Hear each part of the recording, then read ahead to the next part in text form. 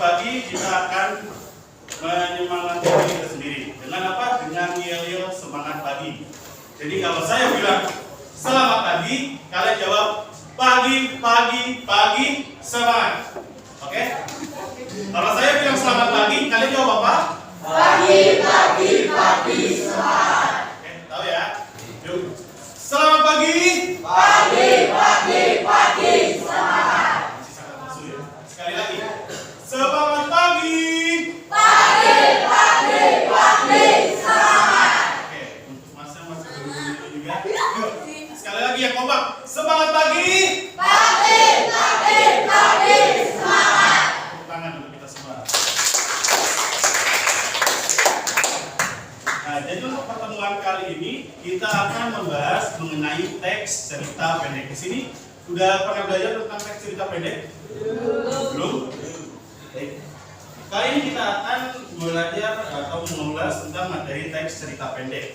Di mana teks cerita pendek ini merupakan kompetensi dasar 4.5, di mana dalam kompetensi dasar 4.5 tersebut berbunyi menyimpulkan unsur-unsur pembangun karya sastra dengan bukti yang mendukung dari cerita pendek yang dibaca atau didengar. Nah, dalam pembelajaran ini terdapat beberapa tujuan yang hendak kita capai. Yang pertama, peserta didik ataupun siswa diharapkan mampu menyebutkan unsur-unsur pembangun cerita pendek. Selain itu, peserta didik juga diharapkan mampu menjelaskan unsur-unsur pembangun cerita pendek dan dapat menyimpulkan unsur-unsur pembangun dari cerita pendek. Nah, apa saja yang akan kita pelajari pada materi ini? Jadi terdapat beberapa materi ataupun poin-poin yang akan kita pelajari pada pagi hari ini mengenai teks cerita pendek. Yang pertama mengenai pengertian ataupun definisi dari cerita pendek itu sendiri. Selanjutnya ciri-ciri cerita pendek. Lalu kita juga akan membahas unsur pembangun, terutama unsur institusi dari cerita pendek, dan juga cara menyimpulkan cerita pendek itu sendiri. Kita masuk pada materi yang pertama mengenai pengertian dari cerita pendek. Ada yang tahu cerpen itu apa? Tentu. Kenapa disebut cerpen? Kenapa disebut cerita pendek? Kenapa enggak cerita panjang? Cerpen, kenapa? Betul. Jadi singkat ya, tidak sesingkat itu juga maksudnya. Nah, di sini dijelaskan cerpen ataupun cerita pendek dapat diartikan sebagai karya sastra berbentuk prosa yang mengisahkan suatu cerita yang bersifat fiksi dan jumlah katanya tidak lebih dari 10.000 kata. Nah, di sini kan disebut prosa. Nah, prosa sendiri dapat diartikan sebagai karangan bebas. Mungkin bisa dicatat semuanya.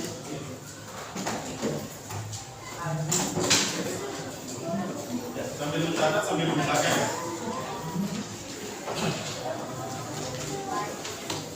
Di sini dijelaskan bahwa cerita pendek ini bersifat fiksi. Di sini ada yang tahu fiksi? Apa arti dari fiksi?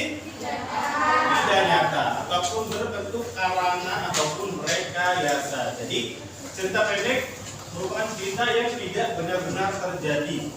Cerita pendek sendiri merupakan cerita yang berupa karangan ataupun rekayasa dari seseorang ataupun penulis.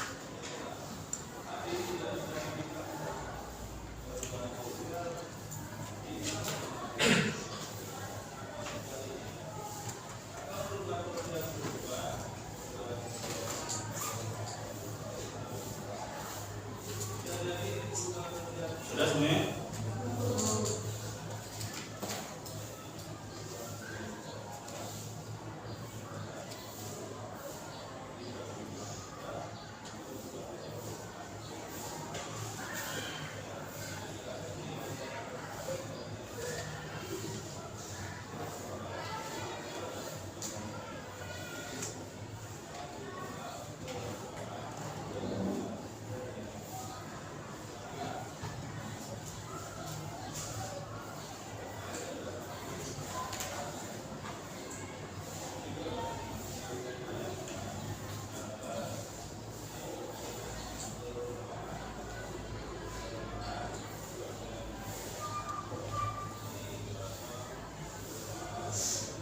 Sudah ya?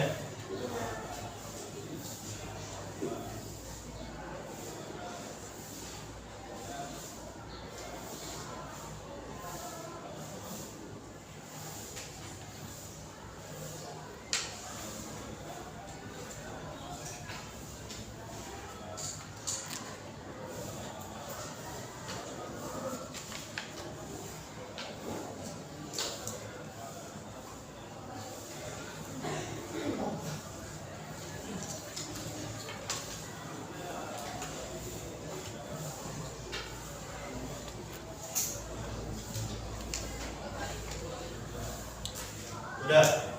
Udah semua?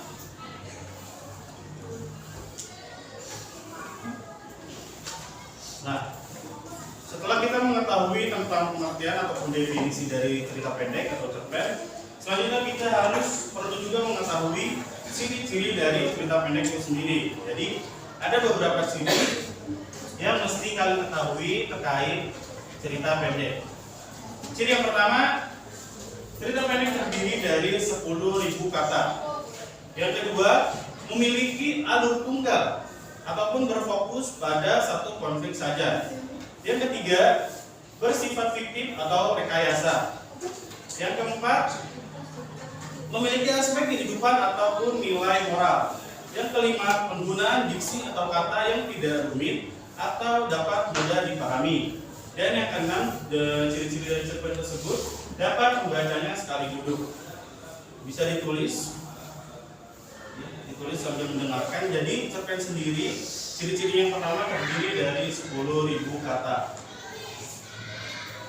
Yang kedua, memiliki alur tunggal. Maksudnya adalah dalam cerita pendek hanya terdapat satu alur tunggal ataupun satu cerita saja.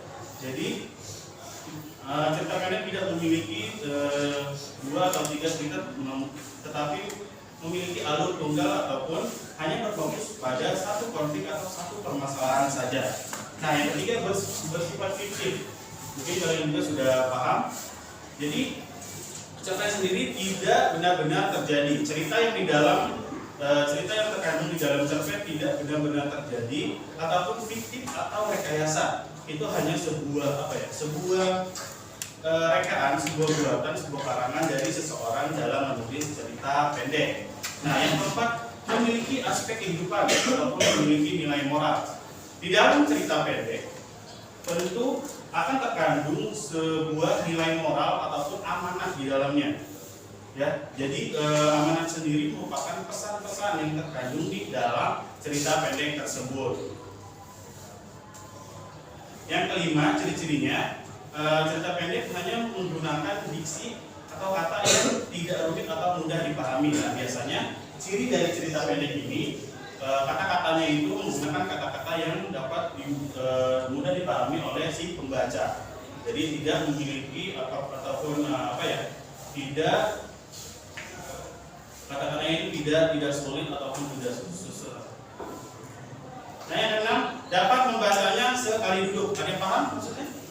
Dapat membacanya sekali duduk. Jadi dapat membacanya dengan satu kali baca ataupun mudah ataupun cepat untuk dibacanya, karena hanya terdiri dari 10.000 kata saja. Tidak seperti novel yang beratus-ratus halaman seperti itu. Sedangkan cerita pendek sendiri hanya terdiri dari 10.000 kata, mungkin bisa hanya 1 atau 3 lembar saja seperti itu. Udah semuanya ditulis?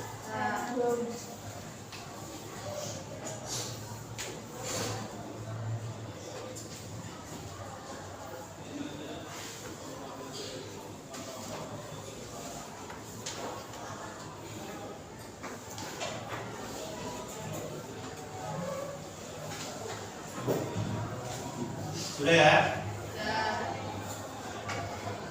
Selanjutnya kita akan membahas mengenai unsur intrinsik di dalam cerpen.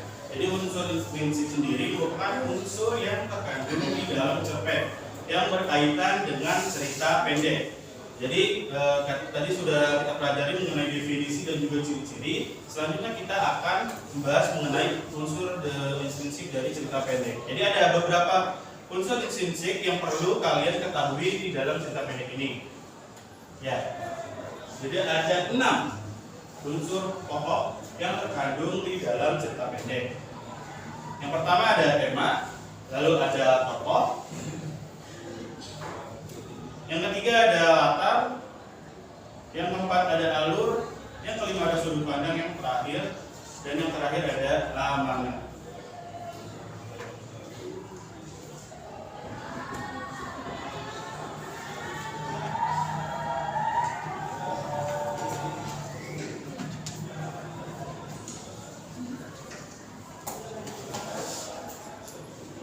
Sudah mulai ya?